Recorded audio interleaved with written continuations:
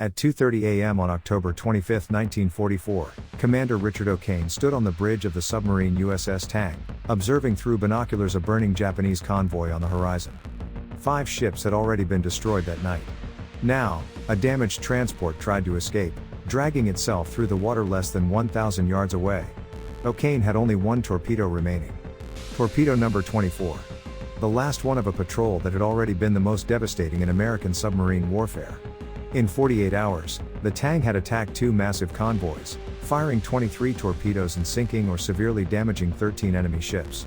"Torpedo ready, Captain," the torpedo man reported over the intercom. O'Kane checked the calculations one last time. Distance, 900 yards. Angle, perfect. Target speed, 8 knots. He pressed the firing button. Torpedo in the water. Running hot, straight, and normal. But in the next 20 seconds, normal would turn into a nightmare. That torpedo would not travel straight to the Japanese ship. It would do something naval engineers considered rare, but not impossible. Something against which there was no defense. The torpedo began to turn left. Slowly at first. Then more sharply. Tracing a perfect circle. Coming back straight for the Tang. And the Japanese convoy that had been terrorized by the ghost submarine was about to witness the impossible, the deadliest American submarine of World War II being destroyed by its own weapon. To understand the disaster of that night, we must go back 3 years, when the United States entered the war with a secret weapon that was actually a shameful secret, torpedoes that simply did not work. The Mark 14 torpedo, developed in absolute secrecy by the U.S. Navy's Bureau of Ordnance, was a technological marvel on paper. Equipped with a magnetic influence detonator that was supposed to explode under the enemy ship's keel, breaking its back. In theory, it was devastating. In practice, it was a disaster. In 1942, American submarines fired 1,442 torpedoes and sank only 109 confirmed ships. A failure rate of 92%. It took one man's obsession to change this.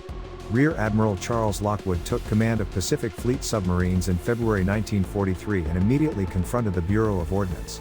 He ordered tests in the battle zone, not the lab, revealing that the torpedoes ran 10 feet deeper than set.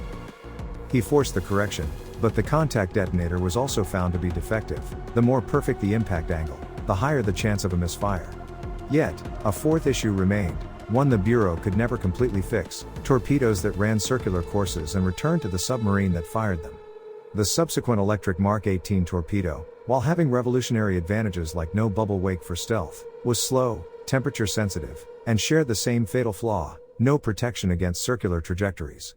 Richard O'Kane knew the risk, but he preferred the Mark 18 for daylight attacks. Richard Hetherington O'Kane took command of the USS Tang in October 1943. He had served 5 war patrols as executive officer of the legendary USS Wahoo, where he learned aggressive tactics from Commander Dudley Mush Morton. O'Kane had a simple philosophy: attack close, attack fast, attack again. At 6,000 yards you have a chance. At 1,000 yards you have certainty. In its first patrol in early 1944, the Tang sank 6 ships, destroying 18,000 tons of enemy shipping. It was a stunning success, though O'Kane later became aware that one of the ships had carried 3,800 Allied prisoners of war, a tragic instance of friendly fire. The third patrol was the most devastating. Operating in the East China Sea and Yellow Sea, the Tang ruthlessly hunted convoys. In a single day, O'Kane attacked a massive convoy of 6 large ships protected by 16 escorts and sank 4 of them in less than 20 minutes. By the time O'Kane returned to Pearl Harbor after the 4th patrol, the Tang had sunk 24 confirmed ships in just 4 patrols, more than any other American submarine in the same period. He was a legend, but he was not satisfied. In September 1944, the Tang set out for its 5th and final war patrol, heading for the Formosa Strait, one of the Pacific's most dangerous areas.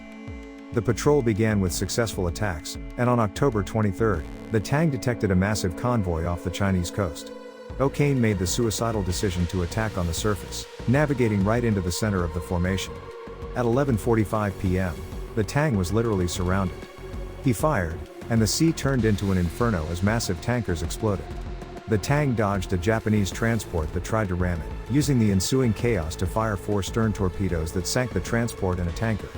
5 ships sunk, several damaged, 0 damage to the Tang in a single night. O'Kane still wanted more. In the early morning hours of October 25, the Tang resurfaced near Turnabout Island. The radar showed signals from a huge convoy of reinforcement ships for the Philippines. O'Kane began a fresh attack, hitting 3 ships immediately. The resulting explosion from one tanker was so violent it damaged a nearby escort. After reloading the tubes frantically, O'Kane attacked again, hitting 2 more ships.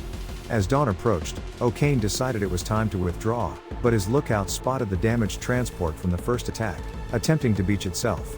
1 torpedo remaining. "We'll finish this," O'Kane decided. The final torpedo, a Mark 18, was fired at 2:30 a.m. at 900 yards. For a few perfect seconds, it ran straight. Then, the lookout screamed, "Torpedo turning left. It's coming back." O'Kane saw the phosphorescent wake tracing a wide circle directly toward the Tang. He ordered an emergency turn, but the submarine was too slow. The 575 pounds of torpex in the torpedo hit the Tang's stern. The entire stern was ripped off. The 3 aft compartments flooded instantly. O'Kane and 8 other men on the bridge were thrown into the water as the Tang began to sink. Inside the sub, 29 men were trapped in the forward torpedo room, the only unflooded section, facing a rapid rise in water level, an approaching Japanese destroyer, and a battery fire spewing toxic smoke. They had one desperate option: escape using the Momsen lungs, emergency breathing devices for ascents from deep depths. 13 men attempted the escape from 180 feet. Only 5 survived the harrowing ascent, facing the brutal realities of embolisms and drowning. At 8 a.m., a Japanese destroyer found O'Kane and 8 other survivors floating in the water. They were taken as prisoners of war to the brutal Ofuna camp. 78 men died. In its 5 war patrols, the USS Tang sank 31 confirmed ships, an unbeatable record among all American submarines of World War II. Richard O'Kane, reduced to 58 kilos by the time of the Japanese surrender, was awarded the Congressional Medal of Honor for his final actions. The irony of the Tang's demise remains a haunting historical footnote. The deadliest submarine in America was sunk by its own broken torpedo, a flaw the Bureau of Ordnance insisted was an acceptable risk. O'Kane, in later years, would challenge this acceptance, stating, "Tell that to the 78 men who died that night. Tell them they were an acceptable statistic." The Tang story is the ultimate testimony to wartime courage and skill overcoming impossible odds, but also a stark reminder that sometimes, the greatest threat comes not from the enemy, but from the fatal flaws in the very equipment meant to protect you. The Japanese could not believe one submarine had destroyed 9 of their ships in a single night. Until they realized the Tang had become the 10th victim.